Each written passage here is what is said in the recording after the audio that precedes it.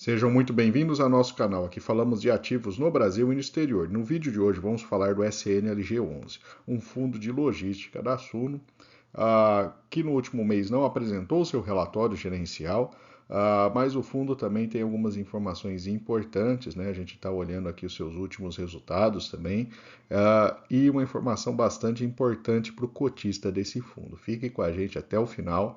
Foi um fato não relevante, mas divulgado recentemente, que pode ter consequências importantes para o investidor desse fundo. Se o vídeo ajudar em seus estudos, fique à vontade para curtir, compartilhar e se inscrever em nosso canal.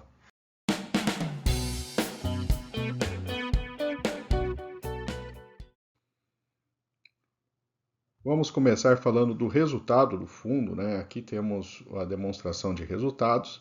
É um ponto importante, como a gente está falando de um relatório gerencial que ele está um pouco defasado, né? A gente tem até o mês de maio de 24, né? Então não temos ali os dados detalhados dos meses seguintes, mas acredito que a expectativa ali, os resultados do fundo mudaram pouca coisa nesse período, né? Então vamos lá, começando ali com a receita é bem estável, né? Receita de locação, né? Então, mesmo patamar ali a cada mês, né? Aí temos as despesas, um ponto importante para o investidor, né? Despesa financeira é bem relevante, a gente percebe aí que é 855 mil com uma receita de locação de 2 milhões e 200 aproximadamente. Temos também os custos das sociedades de propósito específico, né? E os resultados do exercício, né, acaba sendo um valor bem mais baixo por conta principalmente aí desses custos. A gente vai entrar um pouco mais em detalhes ali, né, mostrar o impacto aí desses pontos, né? Então, na forma gráfica, né, a gente tem a alocação 86 centavos por cota, uma perda aí de 39 centavos de várias despesas, principalmente a despesa financeira, né, impactando, 43 centavos de queda aí por conta da sociedade de propósito específico e 46 centavos de dividendos aí não de resultado não distribuídos. E aí ele ficou com 51 centavos nesse mês. Aqui a gente tem a evolução, né? A evolução dessas parcelas, né? Então a gente está falando de um fundo imobiliário que tem um impacto muito importante ali dentro do seu resultado, seja por conta da sua dívida, seja por conta aí desses custos que ele tem nessas sociedades, né? Então, o fundo ele apresenta um lucro acumulado que veio crescendo ao longo do início do ano, né? Ele não fazia distribuição de resultados até o mês de maio, ele fez uma distribuição e por isso aí ele reduziu aí o resultado acumulado. Mas acho que um ponto importante a você observar é que o resultado do fundo, de maneira geral, é um resultado bem ruim, né? Em termos de percentuais, né, em relação ao preço de cota que ele tem. Mesmo que ele estivesse distribuindo aí no mês a mês, né, tivesse flat aqui esse lucro acumulado, o valor anual, a lei de dividend yield, não seria um valor tão relevante assim. Vamos falar dos maiores ativos, então, né? A gente tem ali o Volkswagen MAN, né? É um complexo da Volkswagen, né? Na rodovia Presidente Dutra, né? Liga São Paulo ao Rio de Janeiro. Fica ali, se eu não me engano, na região de Resende, né? Então, a área bruta aí de quase 24 mil metros quadrados e um contrato atípico. Temos aqui a Cerati também, né? É um imóvel logístico na cidade de Vinhedo, na região de Campinas, quase 80 quilômetros de São Paulo, né? Contrato atípico também, área bruta de quase 14 mil metros quadrados. E o Santa Luzia, né, próximo à cidade de Belo Horizonte, né? Então, o inquilino é a Ambev, é um contrato atípico também, com área bruta de 16 mil metros quadrados, e ele vai até setembro de 25, né? Então estamos falando aí de um contrato que tem mais um ano vigente aproximadamente, né? Então esses são os maiores ativos, né? Os que geram os maiores resultados para o fundo nesse momento. Temos a linha aqui de cotação, né? É um fundo que perdeu muito valor, né, nos últimos 12 meses, né, ele teve uma queda aí significativa, ficou num patamar mais baixo de negociação. Ele chegou a ter volumes de negociação um pouco mais altos, mas os volumes recentes ali a gente percebe que já diminuíram bastante. O número de cotistas ele caiu ao longo dos últimos 12 meses, né? Então é um fundo que tem mostrado aí uma perda de interesse por parte dos investidores, né? A gente olhando aqui até um histórico um pouco maior em relação a CDI FIX, é um fundo que performou muito mal em relação a esses indicadores, né? Então, quem investiu nesse fundo ali teve um resultado acumulado muito ruim. Isso daí também é um ponto que pesa negativamente aí para esse fundo imobiliário. O pior ativo desse portfólio é o Pirituba, né? Então é um imóvel logístico a 15 quilômetros de São Paulo, que ele não está locado, pelo menos até o momento em que eles emitiram um relatório. Então é um imóvel ali que estava buscando aí um novo posicionamento, ali, um novo inquilino, né? Para trazer resultado aí para esse fundo. Indo para uma visão geral dos imóveis, então, né, a gente tem aqui 89 mil metros quadrados, né? Então, temos 2 contratos vencendo em 2025, 2 em 2028 e 1 em 2032, né? Então, prazo médio aí de pouco mais de 4 anos. Aqui temos a distribuição do recurso alocado, né? Divisão ali do patrimônio. Então, temos 3 ali, né? São 6 imóveis, né? Então, temos uma distribuição até interessante entre eles, né? Tipos de ativo, né, exposição por inquilinos, né, acaba tendo, né, um percentual de receita mais relevante por conta do preço, né, o imóvel Volkswagen MAN, né.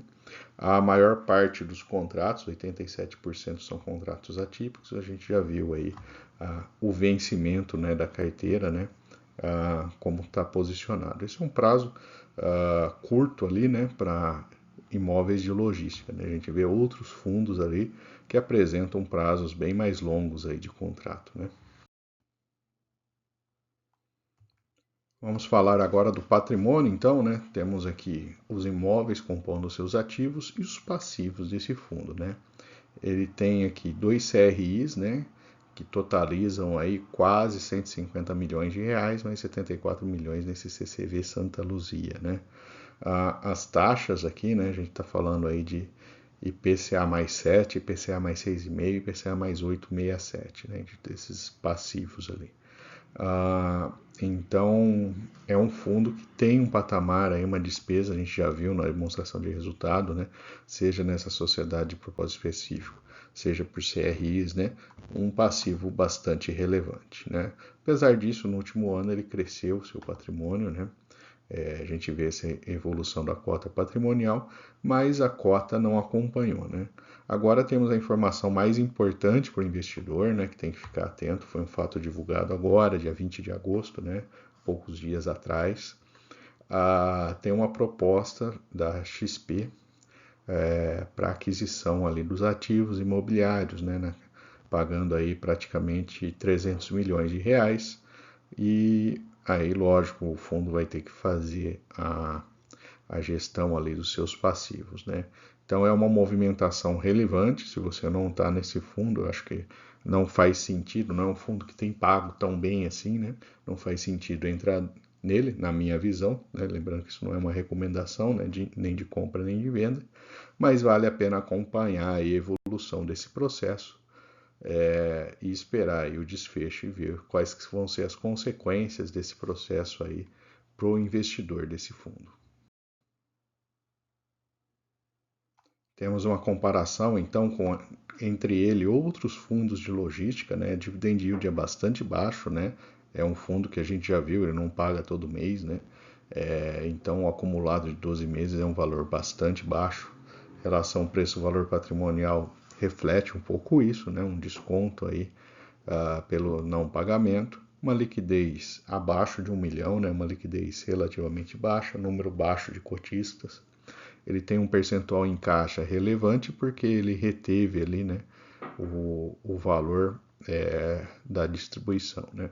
E um patrimônio também baixo, né? A gente tem alguns fundos, coloquei na tabela aqui, né? Alguns fundos com patrimônio líquido bem relevantes dentro dessa categoria. E, finalmente, a taxa de administração também é uma taxa relativamente elevada, né? Pelo que o fundo entrega. Temos aqui a evolução, então, quem investiu há 1 e há 2 anos. Quem investiu 1 ano atrás pegou um valor de cota bem mais baixo, né? Pegou uma perna aí de valorização. Por conta disso, o dividend yield on cost, né, fica um pouco mais alto. E conseguiu ter até um bom resultado, mas a gente percebe que isso não é o normal dele, né? Há 2 anos atrás, quem pegou um valor mais alto, né, está amargando aí uma perda de quase 1/4 do seu capital. Então é um fundo aí bastante arriscado por esse perfil, né? E aqui temos a evolução do gráfico, né? Então, o fundo começou a R$ 100 lá atrás, né? E aí, né, estamos falando de cota aí na casa de R$ 34, né? Então tem que tomar um certo cuidado, né? Lógico que é bom investir em bons fundos a valores mais baixos, né? Mas se você pega um fundo desse tipo ali, né, que já tem uma liquidez mais baixa, né, uma inconstância ali no pagamento de dividendos, de proventos, ele acaba prejudicando bastante ali a sua carteira, né? Então merece atenção e tomar cuidado em relação a isso aí, né? Aqui o número de cotistas, né? A perda significativa de valor nos últimos 3 anos, né? E só completando, o fundo tem 8,5% em caixa nesse momento.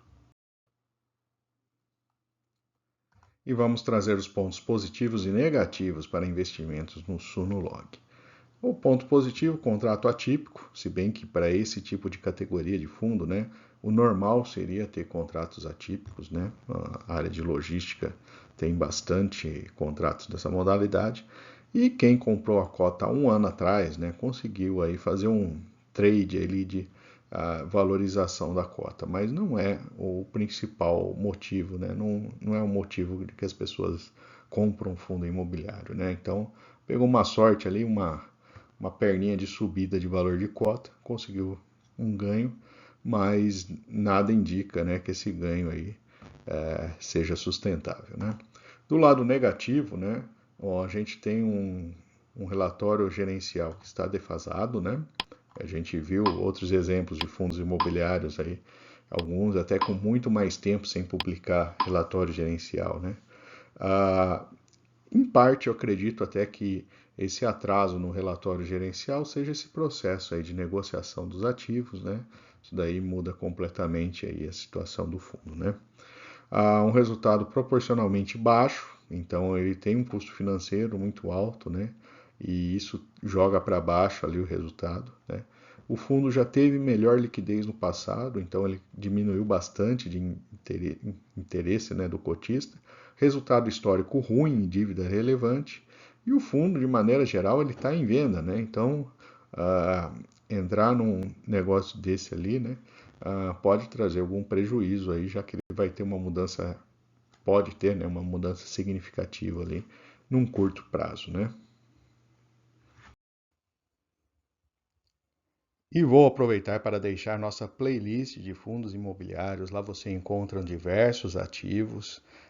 E fique à vontade também para curtir, compartilhar, comentar o que você achou desse vídeo. E se você não for inscrito, também deixarei o link aqui para você se inscrever em nosso canal.